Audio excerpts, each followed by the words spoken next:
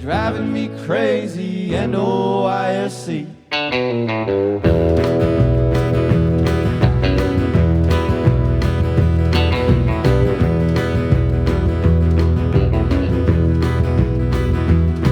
I woke up to the tumbling of the washing machine. I got my coffee cup to the honking of the garbage man. In the heart of the city, not a day goes by peaceful. It's driving me crazy, N-O-I-S-C. I made love to the ringing on my telephone. I meditated to the siren of the policeman. Mama, can you get my remedy? The noise is creeping inside of me. It's driving me crazy, N-O-I-S-C. I turned it down. I can't hear a sound. Noise, noise, noise in this big old town. Noise, noise, noise. Ah, yes, sir. Noise is all around.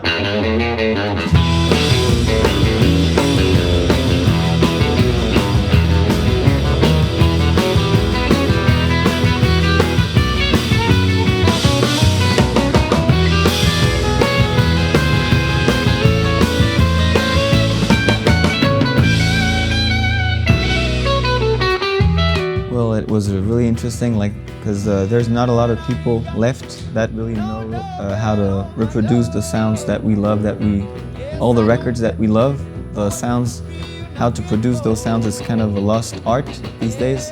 There's really a handful of people who really have uncracked, the code of how to do those sounds. I'm talking about the golden era of American studios from the 50s and 60s, and so we wanted to learn from him, and we felt like we had a lot of things to learn from him. So we flew all the way to Georgia, down in Georgia, just a couple miles north of Florida, in a little studio that he has in an old ballet school, and we did it really the old way, everybody in the room, and he had all these really good ideas about arrangements. It's not only the sound, because he's producing some really crazy sounds, but also he's got all these really artistic and creative ideas of how to just make a song, take a song to the next level, which is kind of hard to do when you're in the band, because you don't have the same perspective. So we felt like we needed a producer to lift everything up to the next level. So that's what he did for us. It was really the first time we ever worked with a producer. Don't pick up strangers on the road. That's what my papa told. But I can never, ever listen. I was en route to Monterey. She was heading the same way, all aboard my Silverado.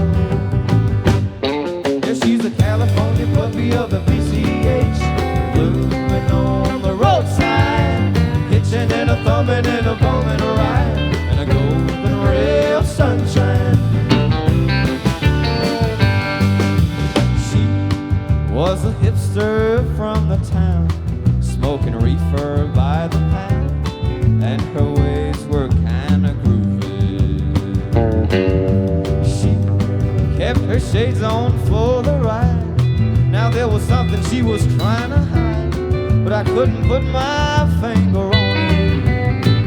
Yeah, it's called the California puppy of the PCH, blooming on the roadside, hitching and a thumbing and a bumming a ride, and a golden ray of sunshine.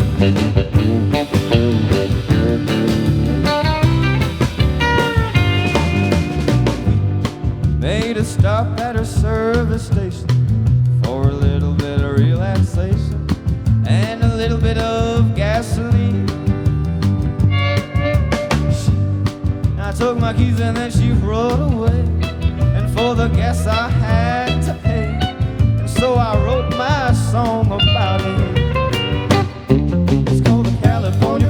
of the PCH, blooming on the roadside, hitching and a thumbing and a bumming a ride, and a golden ray of sunshine. Yes, that California puppy of the PCH, blooming on the roadside, hitching, thumbing and a bumming a ride, and a golden ray of sunshine, and a golden ray of sunshine.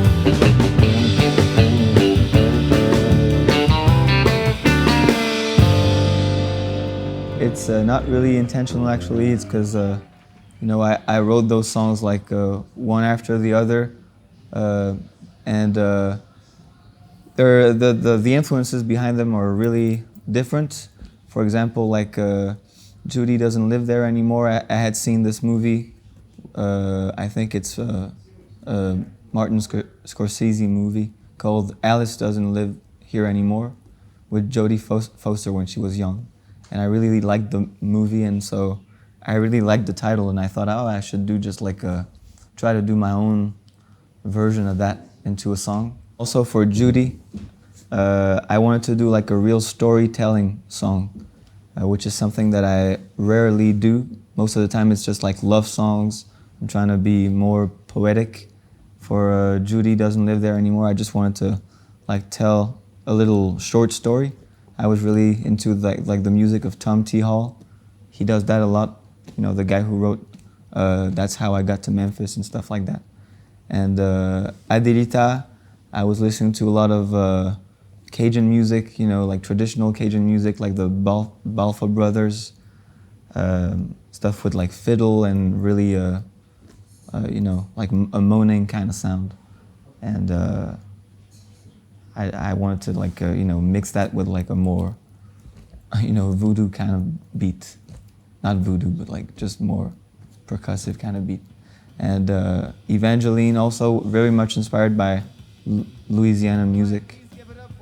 But like it's more like a swamp pop, you know, like the music that the musicians in Louisiana in the 60s, the young folks, they would mix the Cajun heritage and also the music from Nashville, the country, and Texas music, and all of that was kind of combined, and that created swamp pop.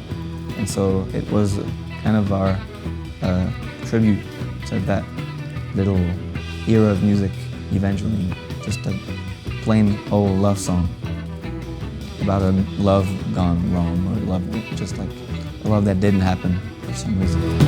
Adelita, Adelita, she wears my wedding ring. I could never love another, she'll grow the devil's wings. Adelita, Adelita, she kisses me goodnight. Lord knows what she may do when she turns off the light. Adelita's a loving man, she's the leader in command.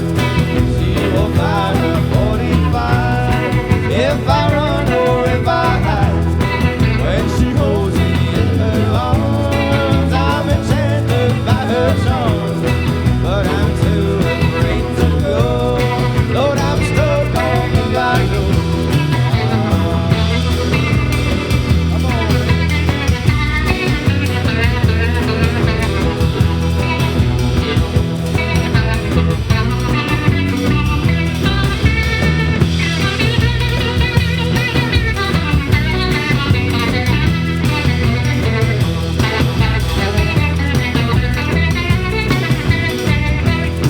Adelita, Adelita, she can hear me pray. Oh, if I live or if I die, I'll never get away. Adelita, Adelita, she's smiling when I sleep, but she sees inside my dreams. Don't lie, don't try to cheat.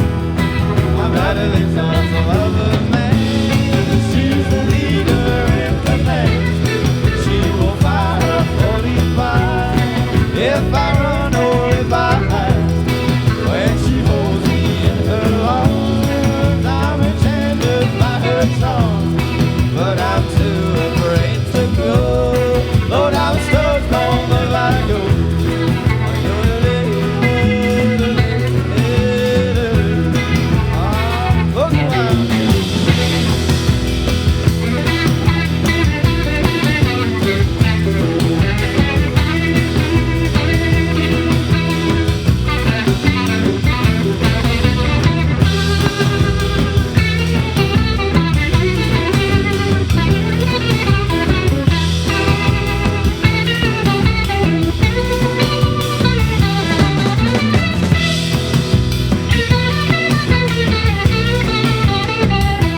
the first guy that I really came across that really turned me onto that sort of sound was Doug Sam. You know, so he was more like a guy from Texas. So it's what like Tejano music, Mexican traditional music mixed with Texas sounds.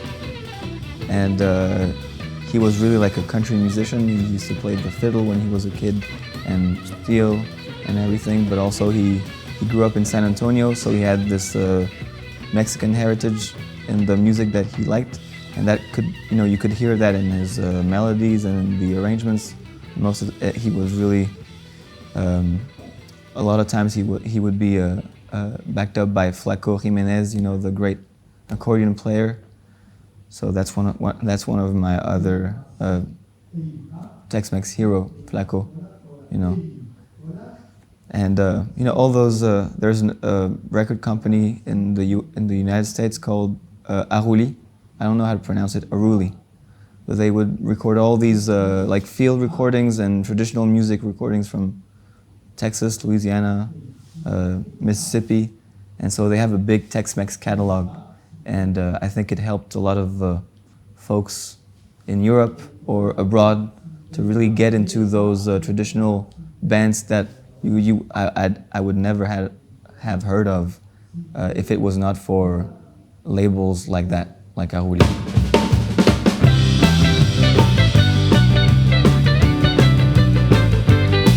All right, we come from Bordeaux, France. Bordeaux, have you been to Bordeaux?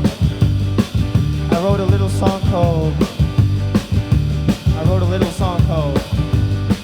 "Oh baby, let's go down to Bordeaux. We're gonna start all over again. Everything we need is there. The nightclubs and my friends. Oh, well, the valleys are blessed with sunshine and the grapes turning so wine. Baby, let's go down to Bordeaux. It's such a groove, I'm Bordeaux.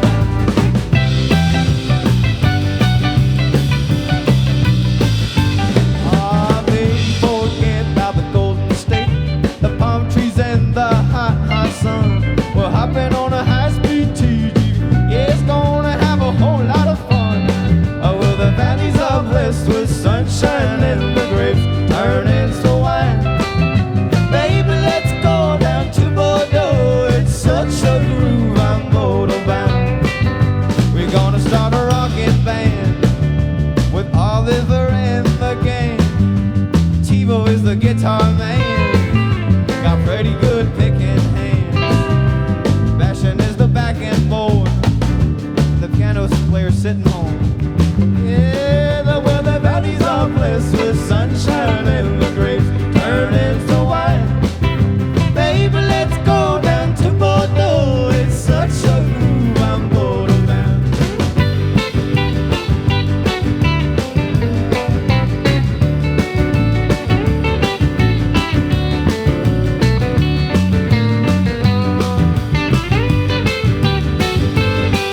Tamika?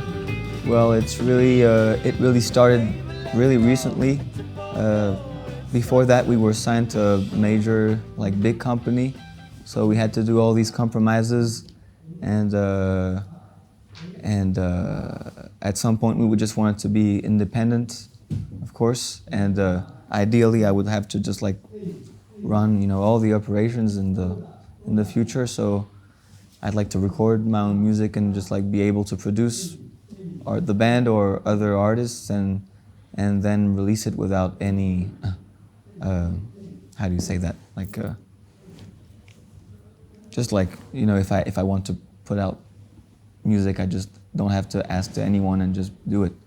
So I wanted to be able to do that with myself in the first place.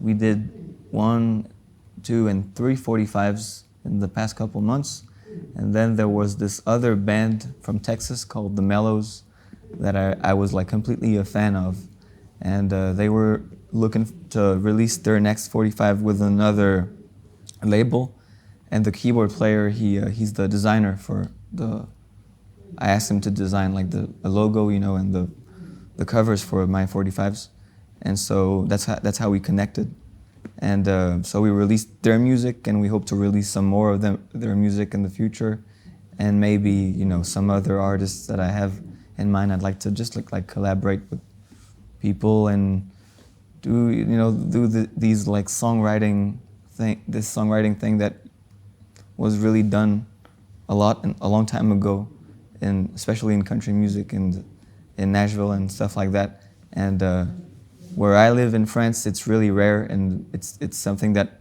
we really don't do much, just like just simply because country music is really not a thing in France. So it's really hard to connect with people that are into that kind of stuff and willing to maybe write some cool songs.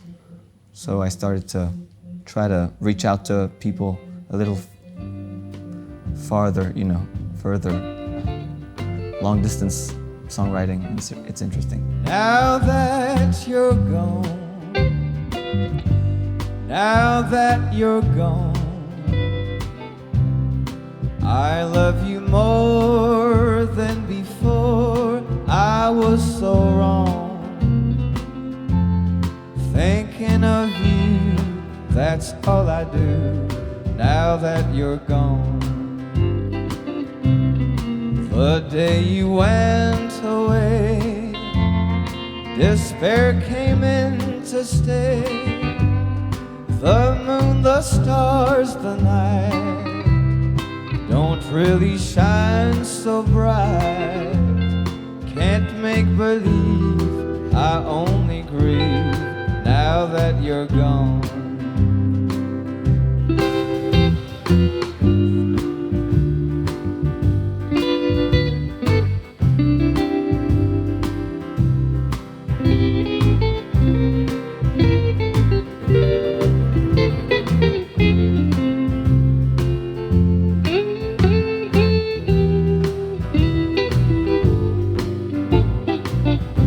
Projects very soon. We're going back to Texas, in Austin, if everything works well, because it's a little, the situation with the borders is a little shaky these days. But we're supposed to come back in February to record an album with Billy Horton, who's the guy who produced, I don't know if you know Nick Curran, like a really great rock and roller who did some amazing records about 10 years ago with him. And he's really like the guy recording all of Austin local scene. And also he's one of the few people I was talking about earlier that really know their stuff, and he's really got like an old school kind of studio. He's done everything himself, built everything. And it's really got the feel of it's a real session, like everyone plays at the same time, and something happens or not, but it's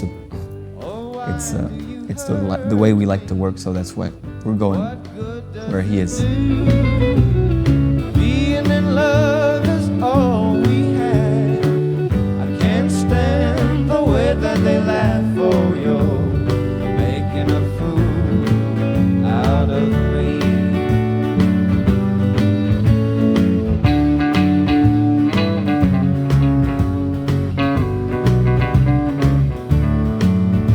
Saludo para el Transistor.